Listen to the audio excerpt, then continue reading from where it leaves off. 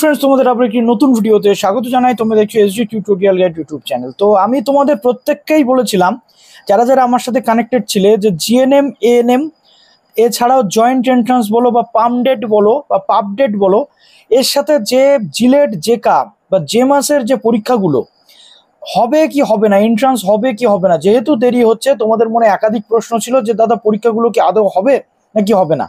তো আমি তোমাদের বলেছিলাম অবশ্যই পরীক্ষা হবে, পড়াশোনা তোমরা করতে থাকো, অস্বীকার করতে পারবে না। অনেকে আমাকে ব্যক্তিগতভাবে মেসেজেও বলেছিলে যে পরীক্ষা হবে কিনা জিজ্ঞেস করেছিল, আমি কিন্তু তাদের প্রত্যেককে বলেছিলাম যে পরীক্ষা হবে।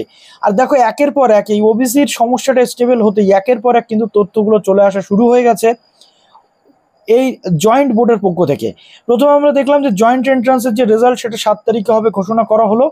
এরপর যেটা আমরা দেখতে পাচ্ছি পাম ডেট, অর্থাৎ প্রেসিডেন্সি ইউনিভার্সিটির যে মাস্টার্স এমএসসি কোর্সের যে অ্যাডমিশন প্রক্রিয়া হয় এন্ট্রান্সের মাধ্যমে, তার নোটিফিকেশন চলে এসেছে আজকে এবং এক্সামিনেশন হতে চলেছে 24/8/2025-এ 8 তারিখ থেকে 11 তারিখের মধ্যে ফর্ম ফিল আপ। এবার তোমরা বলেছিলে যে দাদা যেহেতু দেরি হচ্ছে এত তাড়াতাড়ি কীভাবে সম্ভব।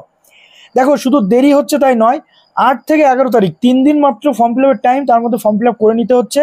24 তারিখে এক্সাম, ঠিক এক্স্যাক্টলি জিএনএম এএনএম জেকা জিলেট সব কিছু কিন্তু এক্স্যাক্টলি সেম হতে চলেছে। দেখো এখানে কি কি হয়, JENPAS UG, JELET JECA, GNM ANM, JEMAS PG, এই প্রত্যেকটা ক্ষেত্রে কিন্তু একই রকমভাবে এই 2 থেকে 3 দিনের মধ্যে সমস্ত প্রক্রিয়া কমপ্লিট করে পরীক্ষা কিন্তু হবে।